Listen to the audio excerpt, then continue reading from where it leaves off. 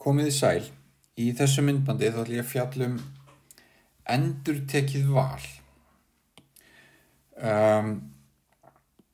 Endurtekið val þýðir bara við erum að velja í nokkrum skrefum ef svo má segja.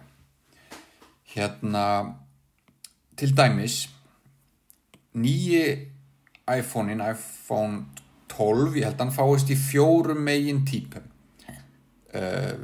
Pro Max og svo einhver svona venjuleg eða standardútgáfa sem kallast bara iPhone 12 þá og svo iPhone 12 mini. Þannig að þetta eru fjórar megintýpur.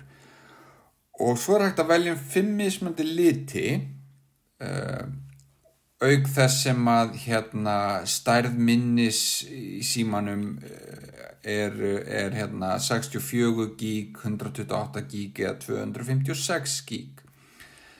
Þannig að við höfum 4 mismunandi týpur að velja, við höfum 5 mismunandi liti að velja og svo höfum 3 mismunandi útfærslur á minni að velja. Nú, hvað getur kaupandi valið úr mörgum mismunandi þá útfærslum á þessum síma? Lausnin er þessi. Við veljum okkur fyrst eina af 4 týpum. Þannig ég ætla að teikna svona tré til þess að útskýra í raun allar mismunandi þá týpur sem ég get búið til eða útfærslur ætti ég að segja. Þannig ég hef 4 týpur að velja. Fyrir hverja svoleiðis þá hef ég 5 liti að velja. Þannig að þarna er ég að velja mér 1 af 5 litum. Þannig ég vel mér 1 af þessum 5 greinum þarna eftir að ég er búin að velja mér 1 af 4 týpum. Og svo þegar ég er búin að velja mér týpu og lit þá þarf ég að velja mér 1 af 3 útfærslum af minni. Það er að segja 64 gig, 128, 256 gig. Þannig að ég fæ 3 greinar þarna í endan eða eftir að ég er búin að velja mér lit fyrir hverja útfærslu á týpu og lit þá hef ég síðan 3 mismunandi gerðir minnis að velja. Og við sjáum núna ef ég myndi telja allar leiðir niður í gegnum þetta tré þá eru 60 mismunandi leiðir þarna í boði. Til dæmis er hér ein leið, þessi sem ég er búin að lita græna þetta getur til dæmis þýtt að ég vel mér fyrst iPhone Pro og ég ætla að velja rauðan lit og svo 256 gigabæta útfærslu minnis. En allavega, það eru samtals 60 mismunandi útfærslur eða 60 mismunandi leiðir í gegnum þetta tré. Nú, ég hefði ekki þurft að teikna tréð í sjálfu sér. Þetta eru 4 greinar eins og þið sjáið, það er að segja 4 týpur, sinnum 5 greinar í næsta skrefi, það er að segja bara sinnum 5 og svo 3 greinar í því síðasta. Ég hefði getað bara margfalda saman valmöguleikana í hverju skrefi fyrir sig.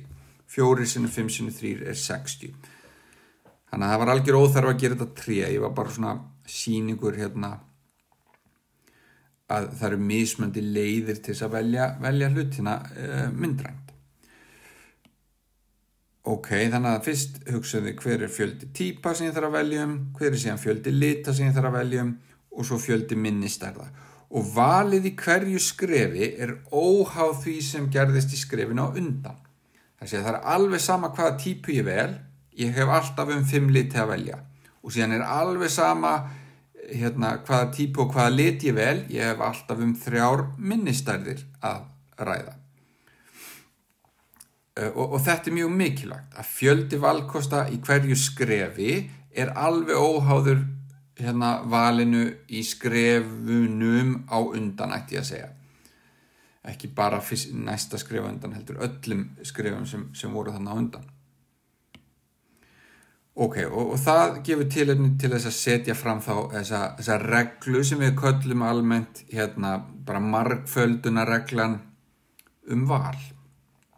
En hún er svona að þeir framkvæma á eitthvað val í n óháðum skrefum, þar séu að þau tengjast ekki neitt, þá heildarfjöldi leiða til þess að framkvæma þetta val, K1 sinnum K2 og svo framvegis alveg þangað til ég margfalda þarna með Kn.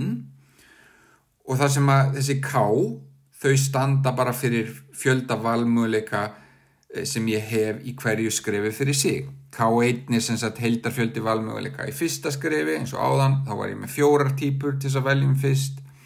K2 það heildarfjöldi í næsta skrefi, áðan þá var ég með 5 liti sem ég hafði að velja úr í skrefi 2 og svo voru þetta bara 3 skref þannig með iPhone 12 í síðasta skrefinu þá hafði ég 3 útfærslur minnis að velja. Tökum eitt dæmi enn áður en við förum að ljúka þessu myndbandi. Þetta svo stutt og tiltölulega þægilegt.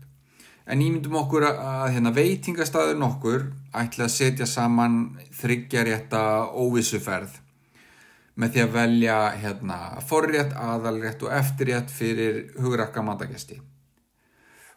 Á matseðlunum fyrir 6 forréttir, 8 mismunandi aðalréttir og 5 mismunandi eftirréttir. Og kokkurinn ætlar að setja saman óvissuferð með því að velja úr réttunum sem eru á matseðlunum. Á hve marga vegu hægt að gera þetta? Á hve marga vegu má sem sagt setja saman óvissuferð ef kokkurinn velur aðeins rétti af matseðlunum? Jú, lausnin einföld, hann hefur 6 forrétti að velja og síðan 8 aðalrétti og að lokum 5 eftirrétti. 6 sinnum 8 sinnum 5, þetta eru 240. Sem sagt, hægt að setja saman 240 mismunandi óvissuferðir. Hann þarf bara að velja úr hvað hann ætlar að bjóða upp á. Að lokum bara smá samantekt við þetta var bara ein regla sem að við sáum í þessu myndbandi. Það var þessi margföldunarregla, svo kallaða fyrir val. Aðtökum þetta fáum hann ekki á töfluna. Margföldunarreglan og hún á við þegar við erum að velja í mörgum skrefum. Ef velja á sem sagt í n óháðum skrefum og fjöldi valkosta í hverju skrefi er þá K1, K2 í næsta og svo framvegis alveg upp í Kn í síðasta skrefinu, þá heildarfjöldi möguleika margfeldi möguleikana í hverju skrefi fyrir sig. Fínt segjum þetta gott endurtekið val og margföldunarregluna.